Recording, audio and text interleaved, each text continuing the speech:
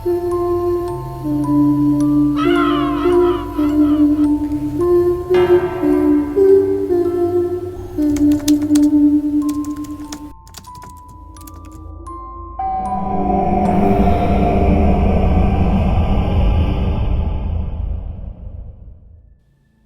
po, Miss Terry.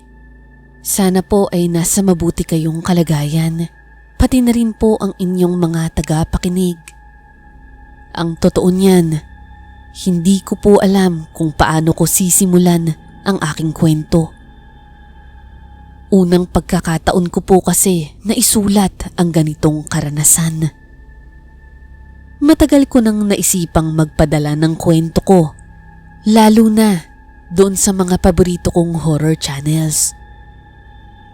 Pero palagi akong nag-aalangan dahil bumabalik ang takot sa akin sa tuwing naaalala ko ito. Pero dahil isa na kayo sa bagong paborito kong channel, naisip kong sa inyo na lamang ilahad ang aking kwentong kababalaghan.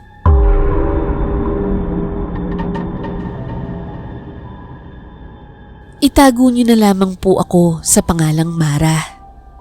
Second year high school ako noong nangyari ito at halos wala pa akong muwang sa ikot ng buhay. Tinutulungan ko noon ang aking ina sa pagbabantay ng sari-sari store namin na siya ring pangkabuhayan ng aming pamilya. Sa tuwing matapos ang klase ko sa umaga, diretso na agad ako sa tindahan upang tumulong. Maliit lamang po ang bahay namin, Miss Terry, pero para sa amin, sapat na ito. Pagpasok po ng pinto, kusina na agad ang bubungad, kasunod ang isang munting lamesa na nagsisilbing kainan namin. Sa gilid naman ay ang sala, kung saan ginawa ni nanay ang bintana bilang harapan ng aming tindahan. Ang tatay ko nga po pala ay nagtatrabaho sa construction, kaya madalas ay wala siya sa bahay. Umuuwi lamang siya tuwing may day off dahil malayo ang lokasyon ng kanilang trabaho at kailangan nilang magstay in doon para hindi abala sa oras at pamasahe. Bilang panganay, ako po ang inaatasan ni nanay sa pag-aasikaso ng tindahan at mga gawaing bahay, habang siya naman ay nakatutok sa pag-aalaga, kinamaan at dindin ang aking mga nakababatang kapatid na 5 at 3 taong gulang pa lamang. Ang lugar po namin ay isang baryo na tahimik at mapayapa. Ang mga bahay rito ay simple lamang, mga gawa sa kahoy at pawid. May mga halaman sa paligid na alaga ng mga nanay sa aming lugar. Kaya masayang masaya ako noon na lumaki sa aming baryo. Araw ng Sabado, tanghali na po akong nagising nung araw na yun dahil walang pasok. Nagtimpla ako ng tsokolate habang wala pa rin ako sa wisyo at tumingin ako sa paligid ng bahay namin. Mabuti at gising ka na. Tamang-tama, aalis ako ngayon. Ibibili ko lang ng vitamins itong kapatid mo. Isasama ko itong si Dindin. Ikaw na muna ang bahala kay Maan at sa tindahan. Sige po, Nay. Uwian niyo po ako ng donut, kung may matitira, sige. Alam mo namang sakto lang ang bigay ng tatay mo. Sige po, Nay. Ingat po kayo. Ilang minuto matapos makaalis si nanay at ako na nga ang tumao sa aming tindahan. As usual, Miss Terry, soft drinks, chichirya at mga delata ang kadalasang binibili ng mga kapitbahay. Hanggang sa may isang lalaking bumili na medyo kakaiba. Pabili, nagtitinda ba kayo dito ng kandila? Meron po, pero yung maliliit lang. Sige, pwede na yan. Pabili ako ng 4. Habang inaabot ko sa kanya ang kandila, doon ko lamang napansin ang itsura niya. Grabe, Miss Terry. Ang gwapo niya at mukha siyang artista. Sa tansya ko, nasa late 20s siya eh. Matangkad, matipuno, matangos ang ilong at mapula-pula ang labi. Natulala ako saglit nang inaabot niya ang bayad. 25 ba ang isa? Ha? Ang sabi ko, 25 ba yung isang kandila? Kasi hindi mo ko sinuklian sa 100. Hindi kuya. Sorry po. Bali, 36 lang po lahat. Pagkaabot ko ng sukli, nakita ko pang bahagyang ngumiti ito. Kaya parang napahiya ako. Hindi naman ako karaniwang nagkakagusto sa mga may edad sa akin. Pero pagdating sa kanya, Misteri, aaminin kong medyo kinilig ako. Para kasing hindi siya ordinaryong tagalugar namin. Iba ang dating niya. Pero dahil mabilis lamang ang tagpong yun, madali ko ring nakalimutan yun. Naisip ko, baka dayo lang siya na napadaan at napabili lang sa aming tindahan. Kinabukasan, araw ng linggo, bandang hapon noon, nagbabasa ako ng pocketbook habang si nanay naman ay nagtitiklop ng labada. Bigla akong nakarinig ng tila pamilyar na boses. Pagbilan po. Agad akong napabalikwas para akong malaninja sa bilis ng pagbangon ko. Nakilala ko kasi kung kaninong boses yung bumibili at determinado akong ako ang magtitinda sa kanya. Nay, ako na po. Lumapit ako sa harap ng tindahan, hinahabol ang hininga sa excitement. Ano po yun? Hindi nga ako nagkamali, Misteri. Siya nga yung lalaking nakita ko kahapon. Ngayon, naka-white t-shirt siya na manipis at naka-shorts na parang pambahay. Sigarilyo, isa. Inabot ko sa kanya ang sigarilyo. At hindi ko rin alam kung bakit. Inabot ko rin agad ang lighter para ako na ang magsindi rito. Napatingin siya sa akin, halatang nagulat. Habang pinagmamasdan ko siya, iniisip ko talaga kung bago lang ba siya sa lugar namin o bumibisita lang. Misteri, parang nabasa niya yung iniisip ko kaya bigla siyang nagsalita. Bagong kapitbahay mo na ako. Masanay ka na sa laging pagbili ko sa tindahan nyo.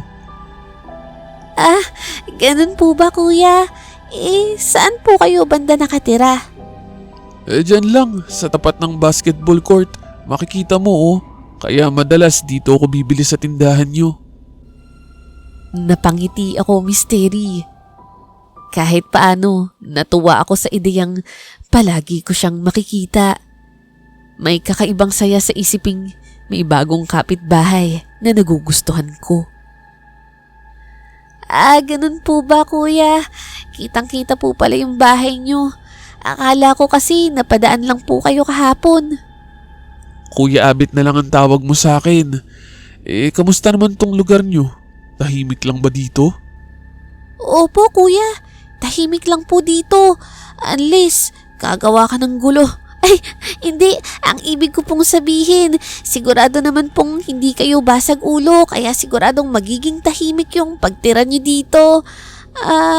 Kasama nyo po ba yung asawa nyo? Biglang umikse na si nanay at naudlot ang sagot ni Kuya Abit sa akin. Napaka-tsismosa mo talagang bata ka. Hala, doon ka na sa loob at magbantay na sa mga kapatid mo. Ako na riyan. Nanay naman eh. Namula ako sa pagkapahiya at napakamot sa ulo. Tuwang-tuwa pa naman ako sa usapan namin ni Kuya Abit. Sayang, malalaman ko na sana kung may asawa na ba siya o single pa. Napalingon ako pabalik kay Kuya Abit pero wala na siya sa pwesto niya. Mukhang umuwi na. Kahit medyo napahiya, hindi ko mapigilan ang pagngiti at kinikilig pa rin ako sa maikling usapan namin. Habang nag-aayos ako ng mga labada, hindi ko maiwasang isipin si Kuya Abet. Nagsimula akong magplano ng mga sasabihin o itatanong ko sa kanya sakaling bumalik siya bukas. Iniisip ko, dapat lagi akong nakapagsuklay at maayos ang damit ko kapag siya ay bibili. Misteri, bilang isang dalagita noon, sa ganitong bagay lang talaga umiikot ang mundo ko. Sa pag-aaral at sa bago kong crush. Araw-araw kong hinihintay ang pagdating ni Kuya Abet sa tindahan. Tuwing dadating siya, kahit anong oras pa yun, bumibilis ang tibok ng puso ko. Kapag aalis ako ng eskwela, dali-dali akong uuwi para tumao na agad sa tindahan. Madalas, bumibili siya ng mga maliliit na bagay, sigarilyo, candy o kaya'y soft drinks. Paminsan-minsan naman, mga ulam niyang delata. Pero hindi mahalaga kung ano ang binibili niya. Ang mahalaga para sa akin, nakikita ko siya at kahit paano nagkakausap kami. Pero misteri, may isang kakaibang bagay lamang akong napansin tungkol kay Kuya Abet. Tuwing gabi, kapag magsasara na kami ng tindahan, hindi ko maiwasang mapansin ang kilos niya. Halos gabi-gabi kasi, tuwing mag-aalas 11 o minsan pasado alas 12 na, nakikita ko siyang lumalabas ng bahay niya. Nakasilip lang ako mula sa bintana ng tindahan, pero malinaw sa akin ang ginagawa niya. Dahan-dahan siyang lalabas, maglilinga-linga sa paligid na parang tinitiyak na walang nakakakita at saka aalis ng mabilis. Naalala ko pa noon, nabanggit niya sa akin na ang trabaho niya daw ay isang technician. Kaya bahagya akong nagtaka kung bakit gabi ang alis niya. Pero inisip ko na lang na baka may kadate lang siya o kaya'y may kaibigan siyang tinatagpo tuwing gabi. Pero kahit ganoon, bakit tila ingat na ingat siya sa mga bawat galaw na para bang ayaw niyang may makakita sa kanya? Pinipilit ko na lamang na baliwalain ito. Wala naman akong karapatang mag-usisa. Sa murang edad ko, wala pa naman talaga akong gaanong problema sa buhay. Pero siguro, dala na din ng pagiging dalagita at pagkabighani ko sa kanya. Kaya lahat ng galaw niya ay napapansin ko. Isang tanghali, nag-usap ang nanay at ang aming kapitbahay na si Aling Rosa. Aba Rosa, ngayon lang kita nakita ah. Nung isang linggo ka pa bumalik, galing sa probinsya ng asawa mo, hindi ba? Nagkasakit kasi ako pag uwi ko galing sa biyenan ko. Masyadong mahaba ang biyahe, kaya nagpahinga muna ako ng mga ilang araw. Teka nga, isang buwan akong nawala. Ano bang bagong chismis ngayon? Nako, eto nga, yung anak ni Becky, buntis. Binugbog nga ng kuya nito. Kasi nga, nagpapakahirap magtrabaho sa Maynila ang tatay nila. Tapos malalaman lang nila na nadisgrasya to. Talaga? Ilang buwan na kayang buntis yun? Diba, kakagraduate lang nun. Grabe, kay bata-bata pa. Kaya nga imbes na ipagpatuloy ang kolehiyo, mahihinto pa para sa panganganak. Hindi bali sana kung itutuloy ang pag-aaral, kaso malamang magtatrabaho yon para sa anak niya. Kaya nga ano ba naman yan? Ikaw, bantayan mo yung anak mo. Magdadalaga na yan. Ay nako, malaman ko lang na may boyfriend yan ano? Sa bunot at dagok ang abot sa akin yan. Nanay talaga? Akala ko ba hindi magandang maging tsismosa? Bulong ko habang nakaupo sa gilid. Sa lakas ba naman ng kwentuhan nila nanay at sa liit ng bahay namin, hindi pwedeng hindi mo marinig ang usapan nila. Nasa may pinto lang naman sila. Huwag mo na lang pansinin. Concern lang sa'yo ang nanay mo. Nagulat ako nang may biglang nagsalita. Si Kuya Abet Misteri, mukhang may bibilin. Narinig din siguro niya ang usapan ng mga chismosa, ng aking nanay at ni Aling Rosa. Opo, alam ko naman po yun, kuya. May bibilin ka po ba? Oo, meron. Isang ang lata ng corned beef at saka dagdagan mo na rin ng itlog. Tama, itlog nga. Ito po, kuya, oh. Masarap nga ang tortang corned beef. Paborito ko rin yan eh. Nahulaan mo agad yung iluluto ko ah. Nga pala, yung nabanggit ng nanay mo na babaeng nagdadalang tao, kilala mo ba yun? Si Ate Jessa po? Opo, kapitbahay namin at saka schoolmate ko po siya nung high school pa siya. Doon lang po yun nakatira sa pangatlong bahay sa unang eskinita. Bakit po? Wala naman. Naintriga lang kasi ako sa chismis ng nanay mo eh. At saka para unti-unti ko ring makilala yung mga kapitbahay natin. Ganun ba? Sige, magtanong ka lang kuya. Gusto mo, itour pa kita eh. Hindi, ang ibig ko pong sabihin, lahat po kasi dito kilala ko. Maliit na baryo lang naman tayo at halos lahat ng nakatira dito magkakakilala. Talaga ba? O sige, salamat. Magluto na ako nitong torta ha. Kakaibang kilig na naman yung naramdaman ko, Misteri. Pakiramdam ko, close na kami ni Kuya Abet.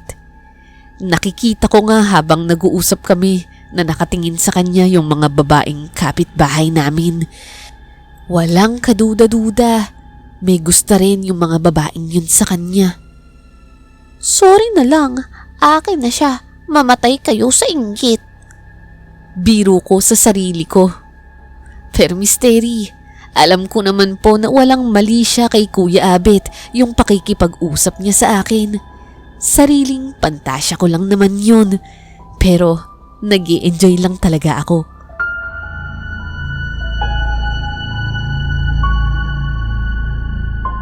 Isang gabi, nagising kaming lahat sa hindi inaasahang ingay mula sa labas. Nakabibingi ang pagtatalo at sigawan ng mga kapitbahay. Bumangon si nanay at mabilis na sumilip sa may pinto. May halong kaba sa kanyang muka. Sa paglingon niya, nakita niya akong nakatingin, kaya agad niya akong tinawag. Mara, isara mo ng mabuti yung mga bintana. Ha? Bakit po, Nay? Basta, sundin mo na lang. May bigat sa kanyang boses, kaya't hindi na ako nagtanong pa. Agad akong tumayo at isa-isang isinarang mabuti ang mga bintana. Bumalik ako sa banig naming nakalatag sa sala. Misteri, hindi ko pala nabanggit sa inyo. Dahil sa maliit lang yung bahay namin, wala kaming mga kwarto, kaya lahat kami magkakasama sa isang lugar sa tuwing natutulog. Umupo na rin si nanay. Hawak-hawak ang laylayan ng kanyang duster na tila hindi mapakali. Sanay ako na noon kapag may nangyayaring kaguluhan, siya ang laging nauunang lumabas para makibalita. Pero ngayon, heto siya, hindi man lang lumabas kahit sandali. Nay, ano pong meron sa labas? Bakit po parang takot na takot kayo? Diyos mio, wala pa naman ang tatay mo. Sa 1 linggo pa ang pag-uwi niya. Ano nga po kasi yung nangyari, Nay? Dumilim ang kanyang ekspresyon bago siya sumagot. Tila hindi niya alam kung paano ipapaliwanag yung nalaman niya. Mara, si Ate Jessa mo, nakita ng nanay niya. Nakitang nakahandusay sa kwarto at wakwak daw ang tiyan. Wala nang buhay. Namilog ang mga mata ko sa pagkabigla. Parang hindi agad nag-sink in sa akin yung balita. Hindi ko lubos maisip na ang maingay at masayahing si Ate Jessa na nakita ko pa ilang araw lang ang nakalipas ay wala na. At sa ganoong paraan pa? Ano? Sino pong may gawa nun? Ang sama-sama naman ng taong yun, Nay. Halos nanginginig na ang boses ko sa galit at kaba. Pero si Nanay, nanatili lang na parang nag-aalinlangan sa kanyang mga sagot hanggang sa mahina niyang sambitin ang hindi ko inaasahan. Anak, hindi tao ang may gawa nun. Ano po? Ano pong ibig niyong sabihin, Nay? Hinala ng mga kapitbahay natin na aswang ang may kagagawan noon. Wala namang duda kasi buntis si Jessa. Mahilig ang aswang sa sanggol na nasa sinapupunan. Natulala ako noon, Misteri. Ang ideya ng isang aswang sa aming lugar ay tila ba isang bangungot na hindi ka panipaniwala. Kaya ikaw, mag-ingat ka anak ha. At yung mga kapatid mo, huwag mong palalabasin ang bahay. Wala akong masabi. Sa halip, lumapit ako kay Nanay at niyakap ko siya ng mahigpit. Halos hindi kami parehas nakatulog ng gabing yun, Misteri. Dinig pa rin kasi namin ang ingay ng mga nagdadaanang tao at ng mga barangay. May mga pulis rin kaming naririnig. Pero ang tunay na nagpagising talaga sa amin ay yung takot na may aswang na dumating.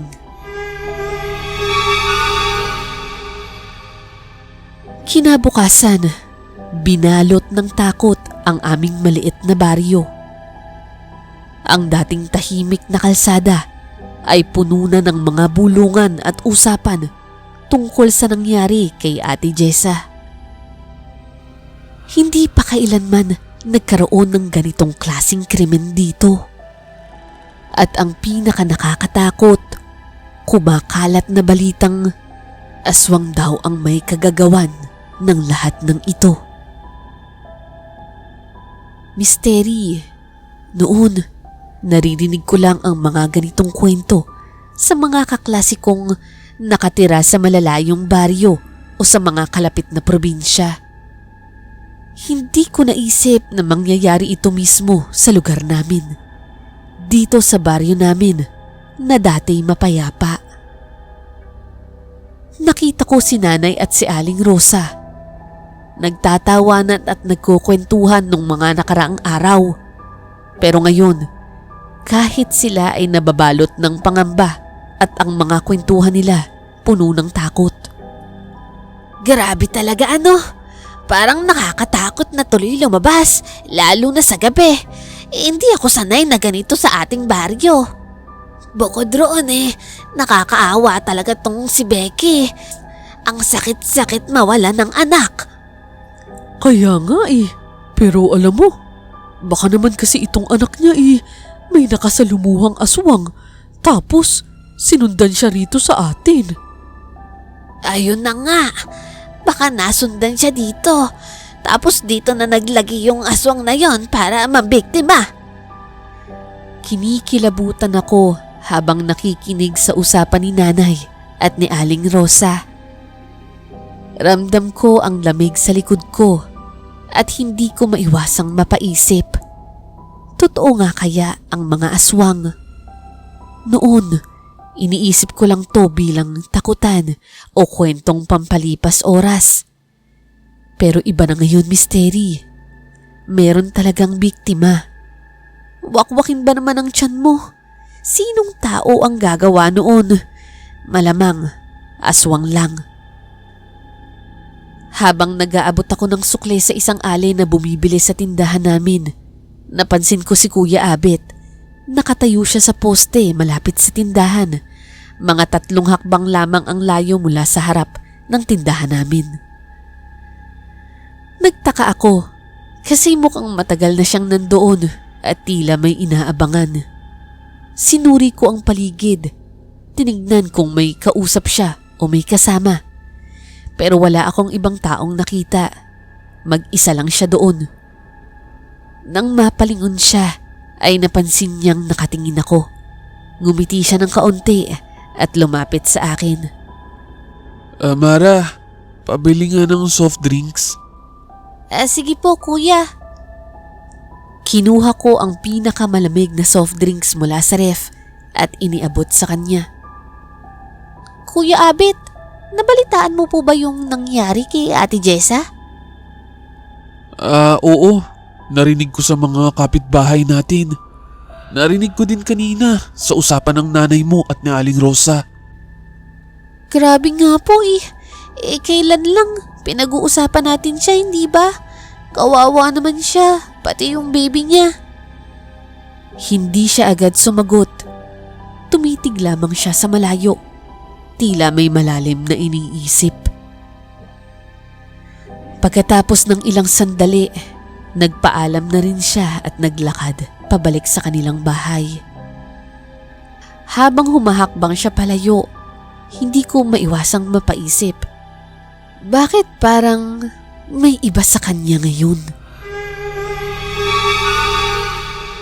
Nagising na naman ako mula sa aking pagkakatulog dahil sa mga nagkakagulong usapan sa labas. Madaling araw pa lang, ngunit parang tanghaling tapat na sa ingay ng mga tao. Sa kabila ng antok, bumangon ako at sinilip kung ano ang nangyari. Kailan ba matatapos ito? Ang tinig ni nanay na nanginginig sa takot at galit. Kausap niya si Mang Kaloy, isang matanda at respetadong kapitbahay na may malaking malasakit sa aming baryo. Ang dapat nating isipin ay paano natin mahuhuli ang halimaw na yan. Hindi pwedeng hayaan na lang natin na may mapapatay sa mga kabaryo natin gabi-gabi. Ano naman ang magagawa natin, Kaloy? Ano ang laban natin sa kanya o sa kanila? Misteri, napag-alamanan kong may natagpuan na namang 2 bangkay. Isa ay ang matandang nakatira sa dulong bahagi ng baryo. Mag-isa lamang ito sa bahay dahil nasa Maynila ang kanyang mga anak. At ang isa naman ay hindi namin kilala. Mukhang dayo o naglalako lamang para may panghanap buhay. Sa isang gabi lamang, parehong winakasan ang buhay nila ng isang nilalang na hindi maipaliwanag ng sino man. Misteri, ibang klaseng takot ang bumalot sa akin. 2 buhay ang nawala sa isang iglap. Nakita ng ilan ang katawan nila ay wakwak, nawala ang kanilang mga laman loob at karumal-dumal ang sinapit. Tama ang sinabi ni nanay. Ano nga ba ang laban namin sa isang aswang? Kung totoo nga ang sinasabi nila, paano kami lalaban sa isang nilalang na kayang kumitil ng buhay sa isang saglit lamang? Makikiusap ako sa barangay at sa mga kalalakihan sa baryo natin na magbuo ng mga ronda tuwing gabi. Hindi na tayo pwedeng makampante. Bago pa may masundan na biktima, kailangan nating kumilos at kailangan din natin ng armas. Tama ka nga, Kaloy. Pagsikat ng araw, pupunta tayo sa bayan at bibili ng mga bawang, asin at iba pang pangontra sa aswang. Hindi na tayo ligtas.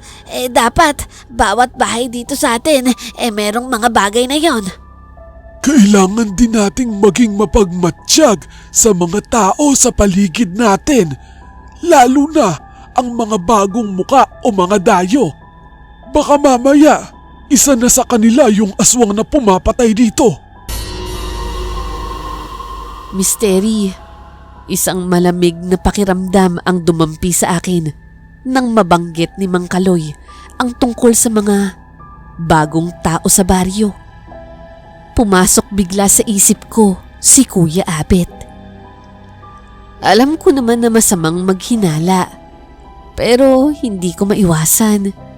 Bakit nga ba sa tuwing may sinasabing mga palatandaan, tila si Kuya Abet yung tumutugma rito? Naalala ko kasi yung naging pag-uusap namin kay Ate Jessa. Tinanong ni Kuya Abet ang tungkol sa pagbubuntis ni Ate Jessa. At ako naman, si tanga, sinabi ko kung saan siya nakatira. Ngayon naiisip ko, baka ako ang nakapagbigay sa kanya ng impormasyon na ikipinahamak ni Ate Jessa.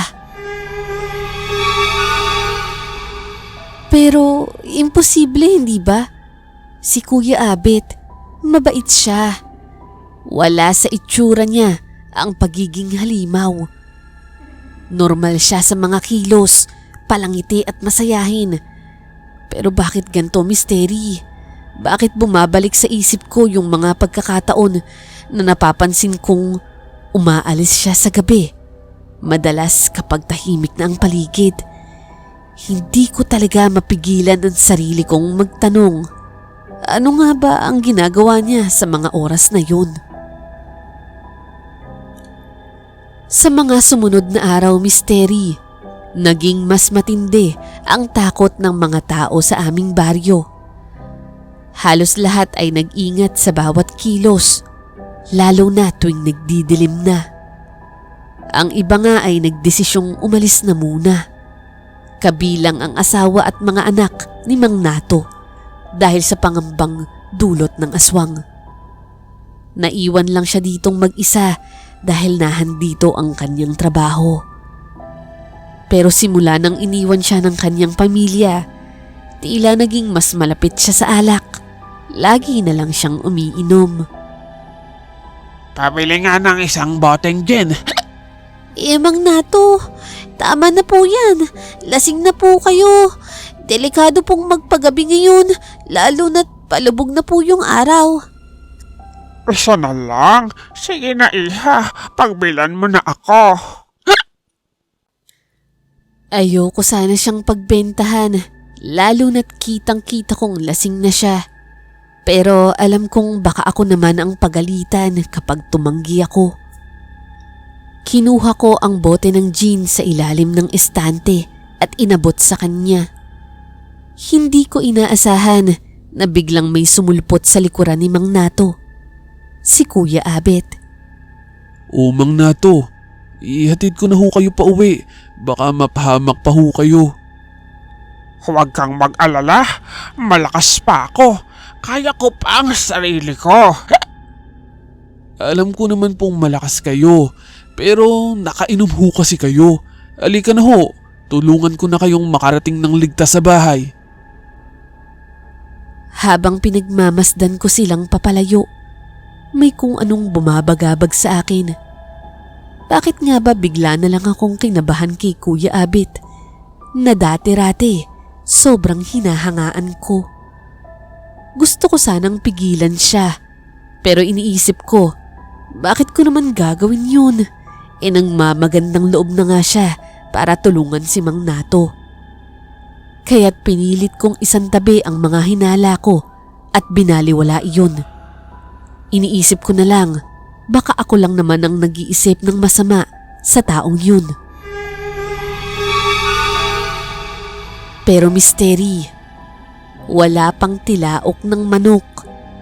Muling binalot ng takot ang aming baryo.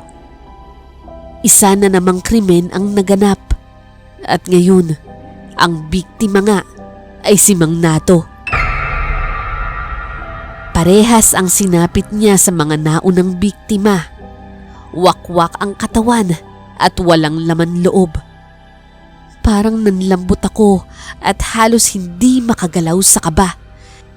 Sa oras na yun, hindi ko na mapigilan ng sarili ko. Kailangan ko nang magsalita kay nanay. Si Kuya Abet, siya po ang huling kasama ni Mang Nato kagabi. Bumili po siya ng alak tapos hinatid siya ni Kuya Abet. Sigurado ka ba, Mara? Yang Abet ba na yan yung bagong lipat sa baryo natin?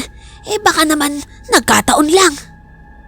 Hindi ko rin po talaga sigurado, Nay.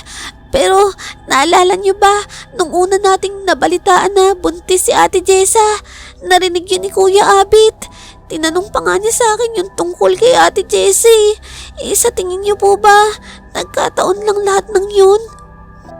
Tahimik si Nanay sandali, pero halata ang kaba sa kanyang muka. Alam kong natatakot siya, pero sa oras na yun, kailangan naming gawin ang nararapat. Sige, sasabihin ko kay Mang Kaloy itong nalalaman mo. Agad niyang hinanap si Mang Kaloy at ipinaliwanag ang mga hinala ko.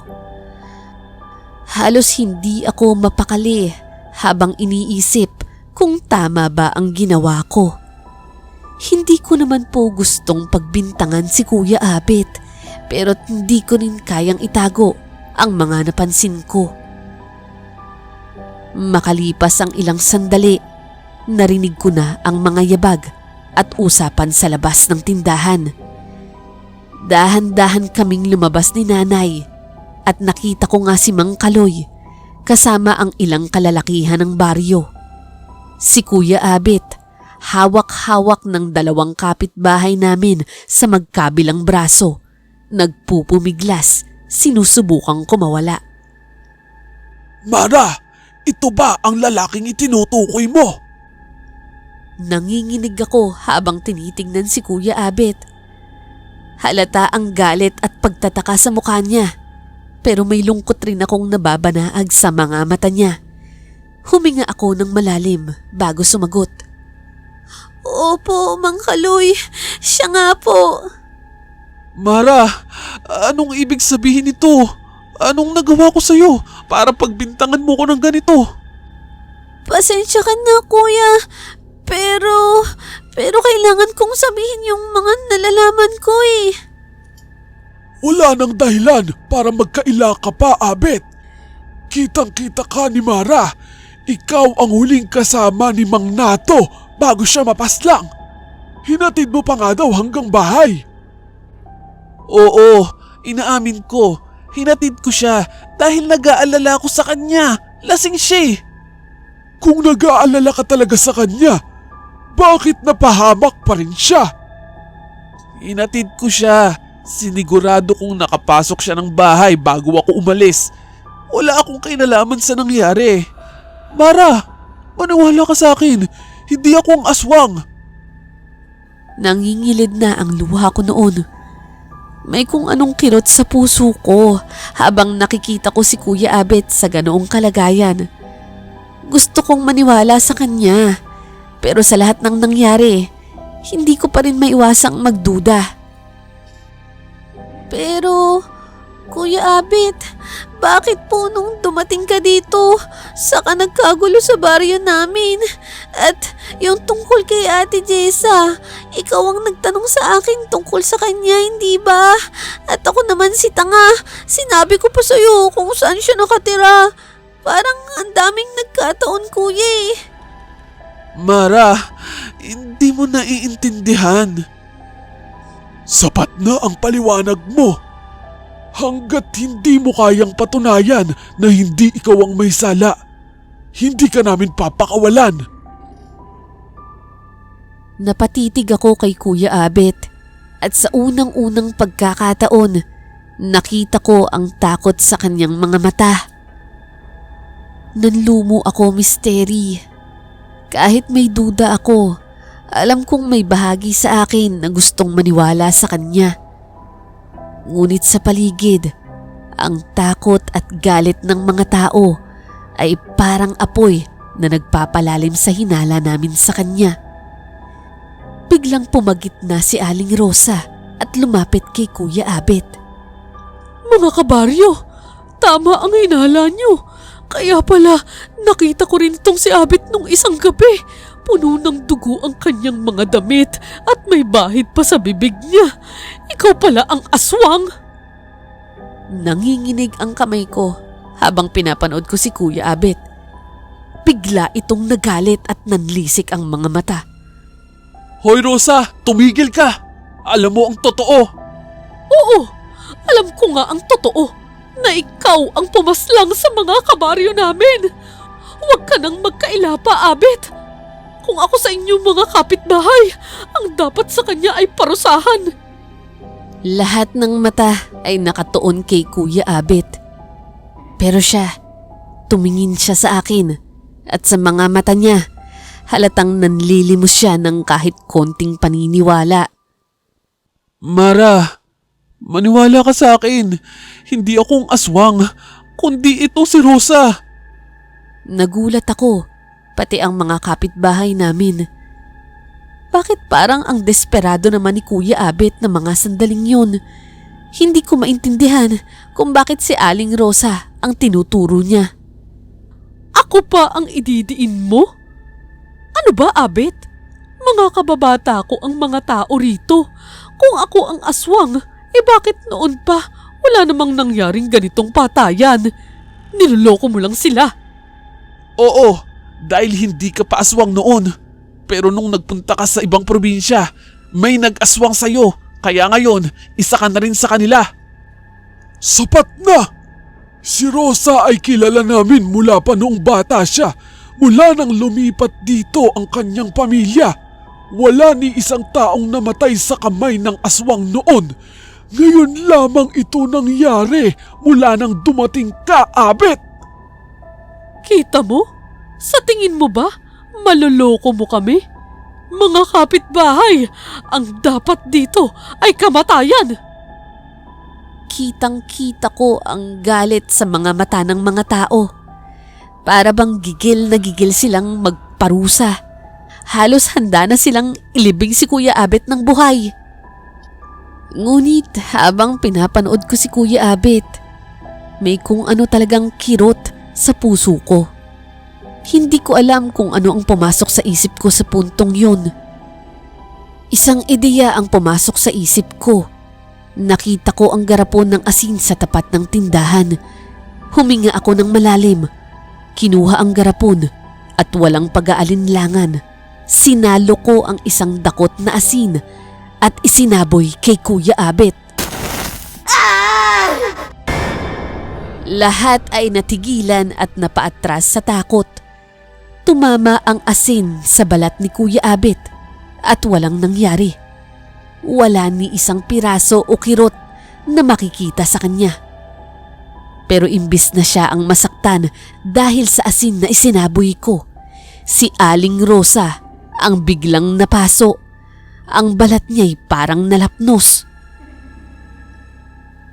Napatingin ito sa akin ng galit na para bang handa akong lapain sa ginawa ko. Hindi ko naman talaga sinadya na madamay siya. Si Kuya Abet lang naman ang pakay ko. Pero dahil nakagitna siya at nasa tabi ni Kuya Abet, ay natamaan siya ng asin. Isang nakakatakot na katotohanan ang lumutang sa mga oras na yon, Misteri. Tama nga si Kuya Abet. Si Aling Rosa nga ang aswang. Dahil sa pagkabigla, hindi agad nakaresponde ang mga tao sa paligid. Kitang-kita ko ang nagbabagang titig sa akin ni Aling Rosa. Ang mga mata niya puno ng galit at ang ngiti niyang tila nagsusumigaw ng pagkamuhi. Nang akmang aatakihin niya ako, nagsigawan ang mga kapitbahay namin. Takot na takot. Akala ko, Misteri, iyon na ang katapusan ko. Pero may biglang humampas sa kanya ng buntot pagi. Si Nanay. Rosa, matagal na kitang kaibigan. Pero kung anak ko ang sasaktan mo, hindi ako makakapayag. Nanlilisik ang mga mata ni Aling Rosa. Wala siyang isinagot kundi ang malamig at matalim na titig niya kay Nanay. Sa oras na yon, kitang-kita ko ang matatalas niyang pangil na bahagyang lumilitaw sa kanyang bibig. Hindi ko alam kung ito pa rin ba ang Aling Rosa na kapitbahay at kaibigan namin o isa ng halimaw na handang manakit para sa sarili niyang layunin. Lahat ng tao sa paligid ay tulala, tila napako sa kinatatayuan nila, habang si Aling Rosa ay tumakbo ng mabilis na parang isang mabangis na hayop. Napakabilis ng galaw niya, parang isang taong lobo, hanggang sa mawala na siya sa paningin ng lahat. Pagkatapos ng kaguluhan, dali-dali kaming bumalik sa bahay. Tahimik kaming lahat. Gulat pa rin sa nangyari. Nang maayos na si Kuya Abet, pinainom siya ng tubig ni Nanay at ako naman ay hindi mapakali. Kuya Abet, patawarin niyo po ako. Pasensya na po talaga sa mga bintang ko sa inyo. Muntik ko na po kayong ipahamak. Pasensya ka na, iho. Desperado lang kaming mahuli ang aswang. Ngayon lang kasi nagkaganito sa aming baryo. Wala ho kayong kasalanan. Mara, hindi mo kasalanan. Naiintindihan ko. Mahirap naman talagang magtiwala kapag may halimaw na nagtatago sa paligid. Ako nga ang dapat humingi ng pasensya lalo na't naglihim ako sa inyo. Kuya, paano mo po ba nalaman na si Aling Rosa ang aswang? Una ko siyang napansin nung nakipiesta siya sa lugar namin. Doon ba yan sa probinsya ng kanyang asawa? Isang buwan nga siyang nagpunta roon. Oo, doon nga ho. Narinig ng mga kasamahan ko na nakikain daw siya sa bahay ng isang pamilya ng mga aswang. Kaya naman nagduda kami ng mga kasamahan ko na baka inaswang siya ng mga yun. Ako yung inatasan nilang magmatsyag sa kanya para malaman kung totoo ba yung mga hinala namin. Kaya sinundan ko siya dito sa baryo. Nagulat din nga ako nung may nabiktima siya agad Kailangan ko lang talaga siyang matsyempohan para makasiguro. Hindi ko naman kasi siya pwedeng basta na lang dakipin. Talaga po? Yun po ba talaga yung ginagawa niyo? Naghahunting po kayo ng mga aswang? Oo, Mara. Pamilya kami ng mga antingero. Isa sa mga layunin namin na protektahan ang mga baryo laban sa mga aswang na maaaring maghasik ng takot sa labas ng aming probinsya. Alam kasi namin na magiging delikado kung walang huhuli sa kanila. Hindi ka panipaniwala ang narinig ko. Nakakatakot na malaman na may mga taong hindi aswang sa simula pero nagagawang aswang ng iba. Pagkatapos ng gabing yun, tuluyan nang umalis si Kuya Abet sa aming baryo. Nangako siyang hahanapin si Aling Rosa hanggang sa mahuli ito. Hindi ko gustong isipin na mapapaslang niya si Aling Rosa dahil kahit papaano, minahal namin siya bilang kapitbahay. Alam kong masakit din iyon kay Nanay. Kaibigan niya si Aling Rosa at nasasaktan siya sa sinapit nito. Wala ring magawa ang mga anak ni Aling Rosa na nasa ibang bansa, maliban sa magduda at magtanong. May isa sa kanila na umuwi para hanapin ang kanilang ina, pero kahit anong pagsisikap, hindi talaga siya matagpuan. Minsan, habang nagtitinda ako, umaasa akong isang araw ay biglang lalapit ulit si Kuya Abet. Magpapakilala ng simpleng ngiti at magkukwento sa mga nangyari sa kanya. Ngunit hindi na nangyari yun, Misteri. Tuluyan na siyang nawala sa aming buhay. Ngayon, wala na po kaming tindahan. Ako may sarili na ring pamilya at may 3 anak. Dito pa rin po kami naninirahan sa aming baryo. Sa awa ng Diyos, wala nang krimeng sumunod matapos ang mga gabing iyon.